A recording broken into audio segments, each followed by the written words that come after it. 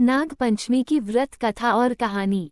हर हर महादेव दोस्तों, आपका दिन मंगलमय हो। प्रभु की कृपा सदैव आप पर बनी रहे।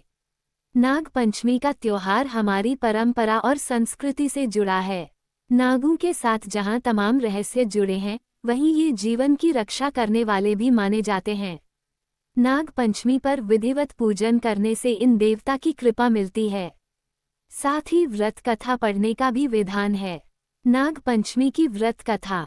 नाग पंचमी सनातन धर्म का एक विशेष त्योहार है, जिसे हर कोई बेहद श्रद्धा और आस्था के साथ मनाता है। ये पर्व नाग देवता को समर्पित होता है। इस साल नाग पंचमी 29 जुलाई को मनाई जा रही है। इस दिन शुभ मुहूर्त में नागों की पूजा करने से विशेष फल की प्राप्ति होती है। नाग पंचमी पूजा का शुभ मुहूर्त सुबह 5:55 से 7:51 तक रहेगा। जानिए नाग पंचमी पूजा की व्रत कथा। नाग पंचमी की कहानी प्राचीन काल में एक सेठ जी थे, जिनके 7 पुत्र थे और सातों के विवाह हो चुके थे।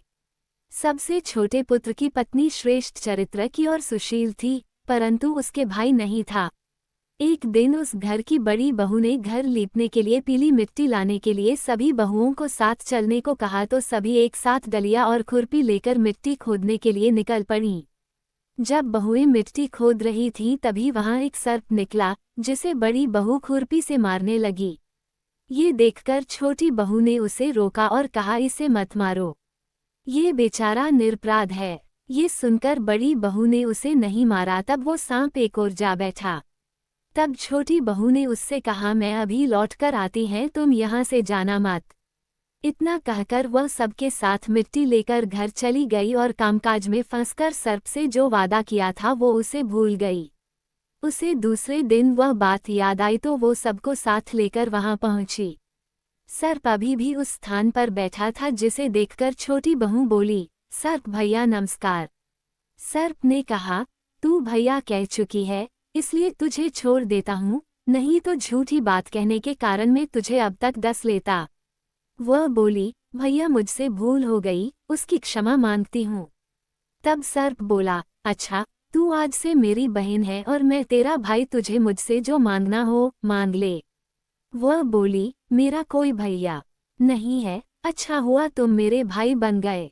कुछ दिन व्यतीत होने पर वह सांप मनुष्य का रूप रखकर उसके घर आया और बोला कि मेरी बहन को भेज दो। सबने कहा, इसका तो कोई भाई नहीं है, फिर तुम कौन हो? तो वह बोला, मैं दूर के रिश्ते में इसका भाई हूँ, बचपन में ही बाहर चला गया था। उसके विश्वास दिलाने पर परिवार के लोगों ने छोटी को उसके साथ भेज दिया।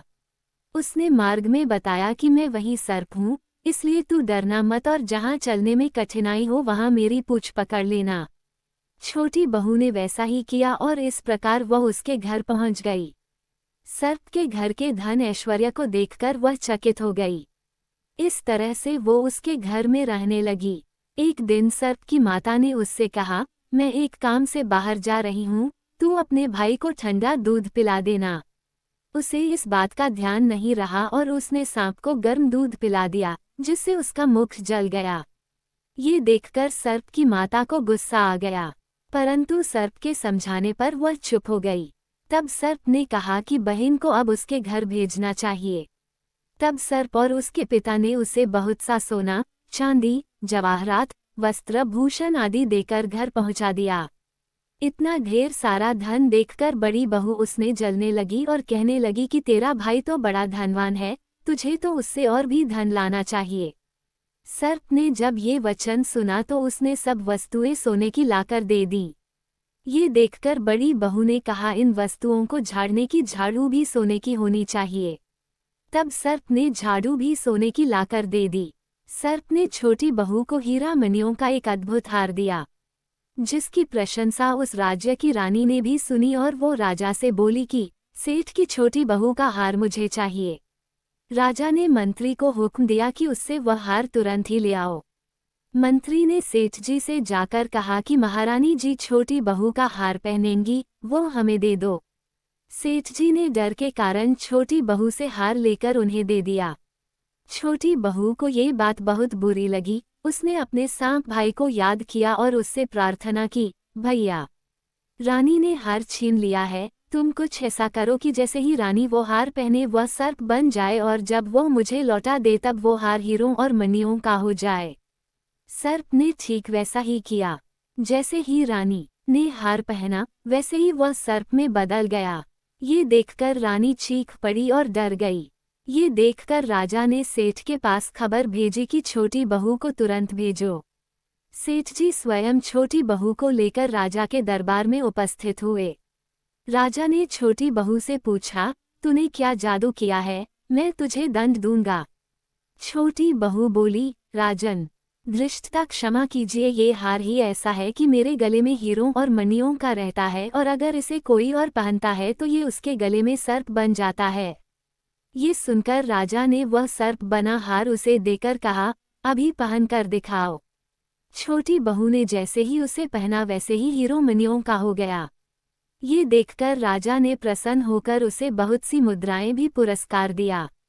छोटी वह अपने हार और इन सहित घर लौट आई। उसके धन को देखकर बड़ी बहू ने ईर्ष्या के कारण उसके पति को सिखाया कि छोटी बहू के पास कहीं से धन आया है।